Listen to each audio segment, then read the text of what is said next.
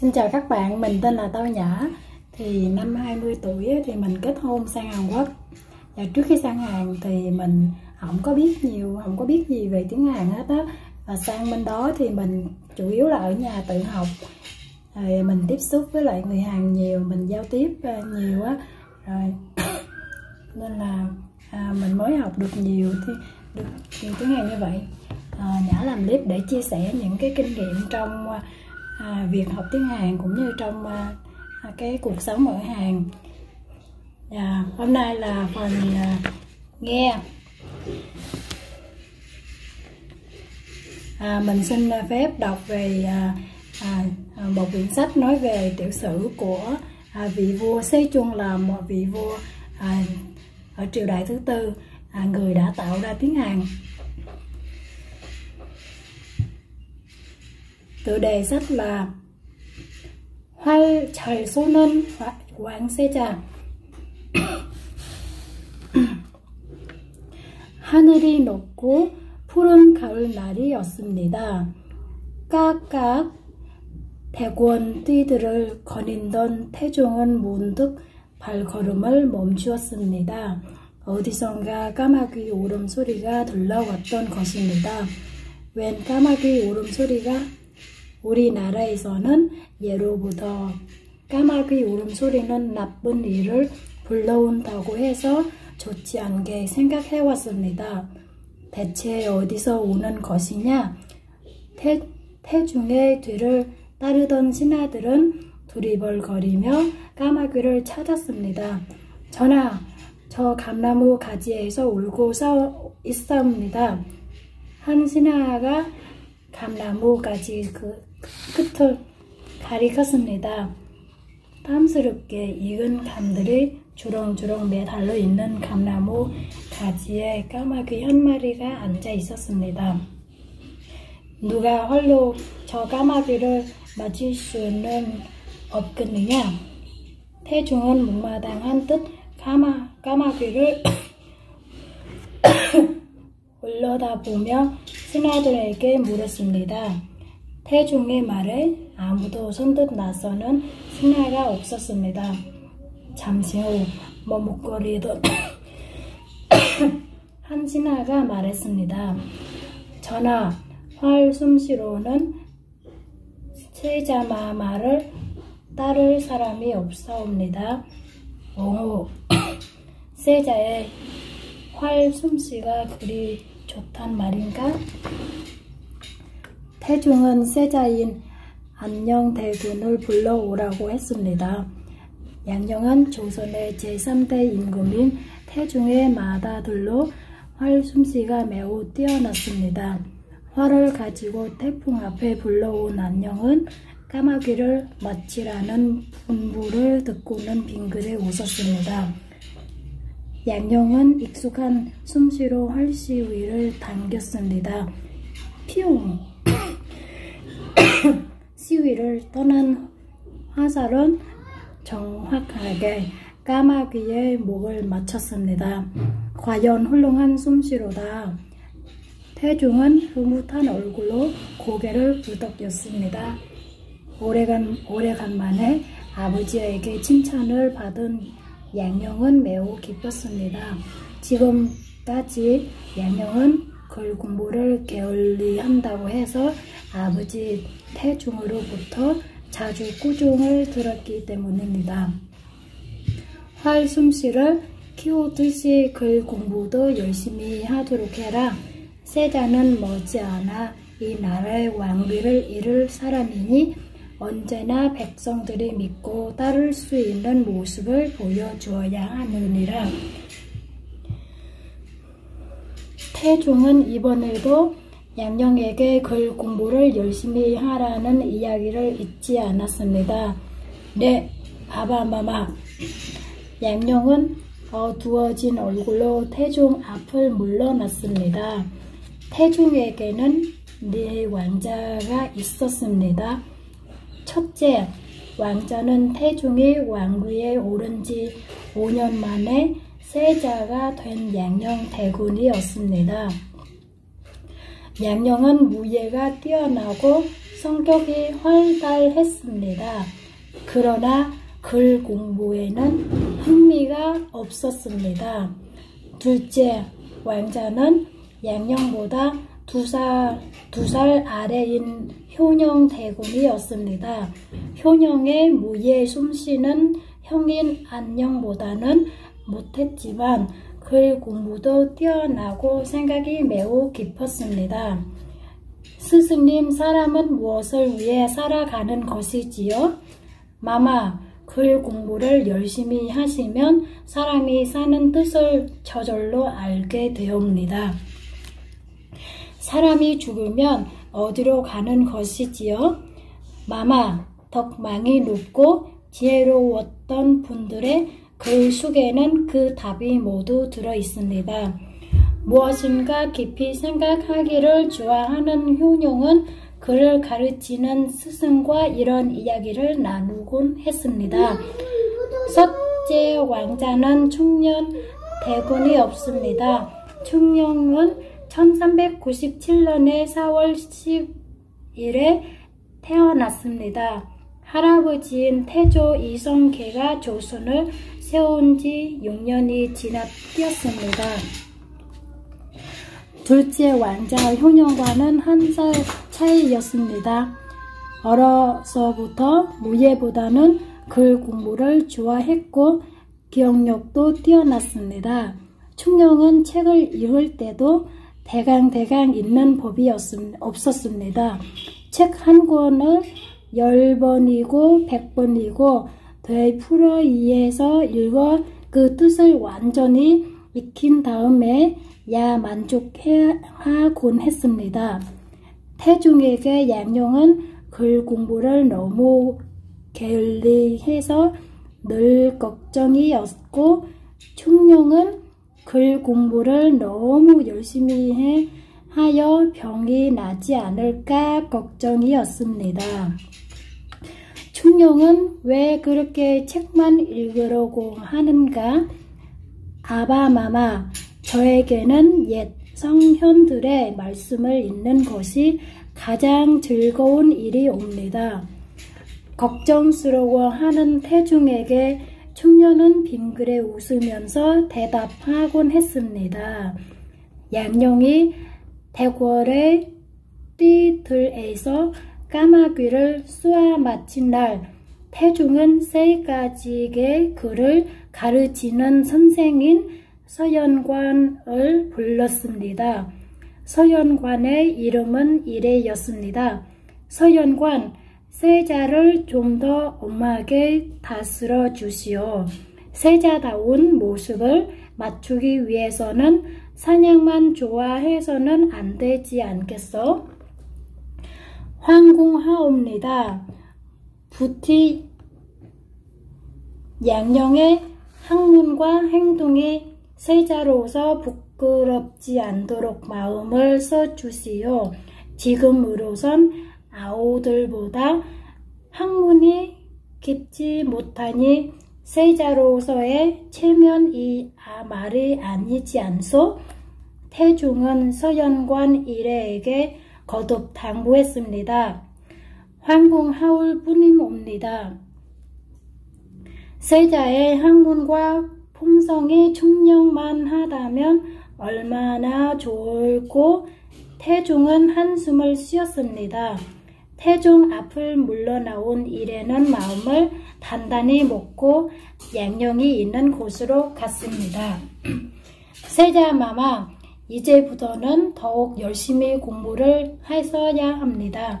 어서 책을 펴십시오. 이래는 엄숙한 얼굴로 말했습니다. 왜 그러시오? 아바마마께서 무슨 분부라도 내리셨습니까? 그렇습니다.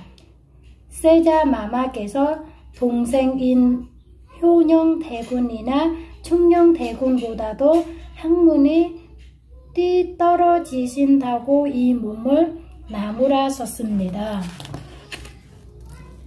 이래는 하던 말을 멈추었습니다. 이야기를 듣고 있는 양령의 얼굴에 근심이 어리는 것을 보았기 때문입니다. 아바마마께서는 내가 동생들보다 항문이 띠 떨어져 걱정하고 계시던가요? 그게 아닙니다. 다만 세자 마막의 기대가 크셔서 이래는 당황하여 말까지 더듬거렸습니다. 아바 마마께서 걱정하시는 것도 무리는 아니지요. 나는 세자의 몸으로 막내인 충령보다도 학문이 못하지 않소. 양령이 고개를 떨구었습니다. 그야 세자 마마의 학문이 모자라서 그러는 게 아니라 충령 대군께서 유난히 학문을 좋아하시기 때문이지요. 세자라면 마땅히 충령처럼 학문을 좋아해야 되지 않겠소? 세자라면 마땅히 충령처럼? 이래는 가슴이 뜨끔했습니다. 그것은 좀 전에 태중에게서 들을 말과 같았기 때문입니다. 세자마마 늙지 않았습니다. 이제부터라도 열심히 공부하시면 됩니다. 이래가 세자를 위로했지만 양령은 아무 말이 없었습니다. 사냥이나 나갔다 와야겠소. 양령은 갑자기 자리에서 일어났습니다. 세자마마, 내일부터는 열심히 공부하셔야 하옵니다. 이래의 말에 양령은 아무 말 없이 밖으로 나갔습니다. 양령 대군의 마음. 그 뒤 양령은 공부를 열심히 하기는커녕 오히려 말썽을 일으키기 시작했습니다. 술 가져와. 세자마마 그만 드시지요. 에이, 술 한 잔 마시겠다는데 말이 많구나. 걸픽하면 술에 취해 시중들에게 행피를 부리기 일쑤였습니다. 밤이면 몰래 대궐 밖으로 나가서 거리의 건달들과 어울리기도 했습니다. 양령을 모시는 시중들은 이러한 사실이 태중의 귀에 들어갈까봐 마음을 쫄았어요. 마마, 어쩌라고 이렇게 힘부러 행동하십니까? 마마께서는 앞으로 이 나라의 임금이 되실 분이옵니다. 누구보다도 안타깝고 마음이 조마조마한 사람은 이래였습니다. 생각 다 못해 양령을 꾸짖어 보기도 하고 차근차근 타이르기도 했지만 양령의 태도는 조금도 바꾸지 않았습니다. 서연관께서는 왜 나를 만나기만 하면 이것이 잘못되었다, 저것이 잘못되었다 하고 귀찮게만 하시오? 제발 이젠 날 내버려 두시오. 양령은 이래에게 화를 내며 소리쳤습니다. 그 모두가 세자마마의 앞날을 위해서 드리는 말씀이옵니다. 꿀도 보기 싫고 물러가시오. 이래가 진심으로 타일렀지만 양령은 들은 척도 하지 않았습니다. 어느 여름날이었습니다. 양령은 책을 펼쳐놓고 있었지만 글자는 한 자도 눈에 들어오지 않았습니다. 이렇게 책장이나 넘기며 지루한 시간을 보내고 있던 양령은 앞뜰에서 요란스레 잘 때는 참새 소리를 들었습니다. 참새나 한번 눌러볼까? 밖으로 나온 양령은 슬그머니 풀숲에 엎드렸습니다. 그러고는 큰소리로 매우는 흉내를 냈습니다. 끄악끄악. 그러자 갑자기 큰 소동이 일어났습니다. 진짜 매가 나타난 줄 알고 깜짝 놀란 참새대가 한꺼번에 하늘로 날아 올랐던 것입니다. 푸드득! 양령은 풀숲에 엎드린 채 낄낄거리며 재미있어 했습니다. 마침 세자전으로 오던 이래가 이런 양령의 모습을 보았습니다. 마마, 이게 무슨 것이옵니까? 세자께서는 이런 행동을 해서는 안 된다는 걸 모르십니까? 양령은 옷을 털고 일어나며 말했습니다. 대체 내가 무슨 나쁜 짓을 했다고 그리야다니요? 방금 풀숲에 엎드려서 매소리를 내는 것을 보았습니다. 매라니요? 그것이 어떻게 생긴 물건이요? 양령은 시치미를 뚝 떼고 되물었습니다. 정말 몰라서 물으시는 겁니까? 이래는 화를 참느라 두 손을 부르르 떨었습니다. 몰라서 묻고 있으니 가르쳐 주시오. 앞으로 나라를 다스리게 될 분이 거짓 말을 하다니 부끄럽지도 않사옵니까? 이래는 양령을 따끔하게 타이르고는 된 돌아가고 말았습니다. 양령이 자신을 놀린다고 생각했기 때문입니다. 그런 일이 있고부터 서연과 이래는 양령을 더 엄하게 대했습니다.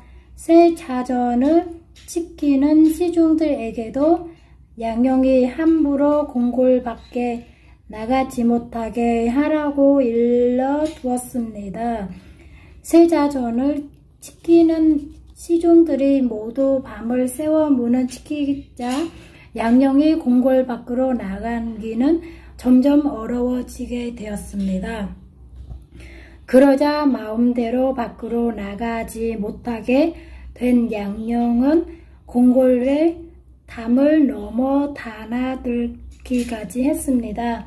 어떤 때에는 건달과 패를 세자전으로 몰래 불러들어 밤새도록 술을 마시고 노래를 하여 궁궐 안을 소란스럽게 하기도 했습니다. 세자전에 시중들은 양령의 이러한 행동이 알려질까 걱정하여 덮어두려 했습니다. 그러나 양령의 행동은 더욱 거칠어졌습니다. 요즘 부쩍 세자 마마께서 왜 저러시는지 모르겠어. 전에는 글 공부를 좀 싫어하시긴 했지만 얼마나 밝고 착하셨나? 그러게 말이네. 많이 변하신 것 같아.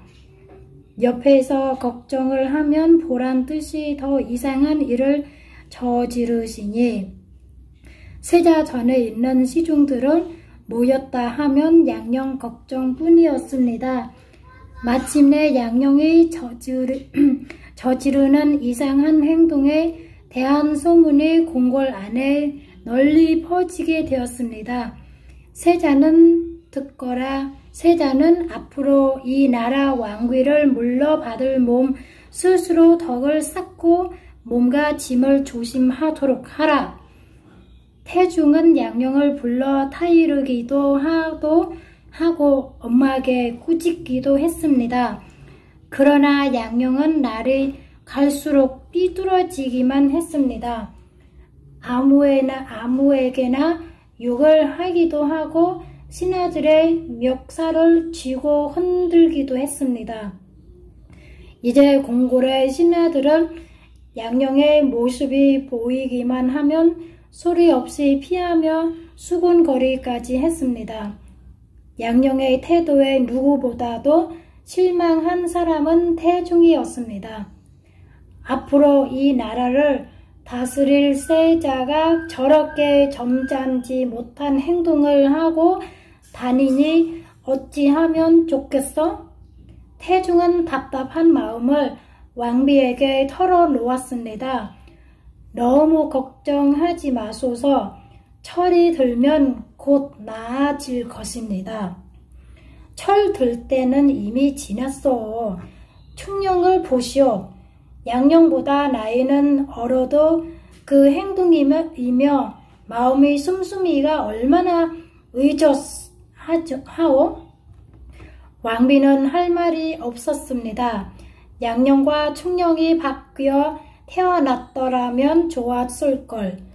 점차 나이질 겁니다. 조금만 더 지켜보시지요. 만약 계속 저렇게 생각 없는 짓을 한다면 나도 생각을 바꿀 수밖에 없어. 왕비가 놀라며 태중에게 물었습니다. 네? 생각을 바꾸시다나요? 이 나라를 저렇게 못난 왕자에게 물려줄 수 없지 않소? 언제부터인가 궁궐 안에는 세자를 다시 정한다는 소문이 돌고 있었습니다. 그 소문은 양령의 귀에는 물론 효령과 충령의 귀에도 들어갔습니다.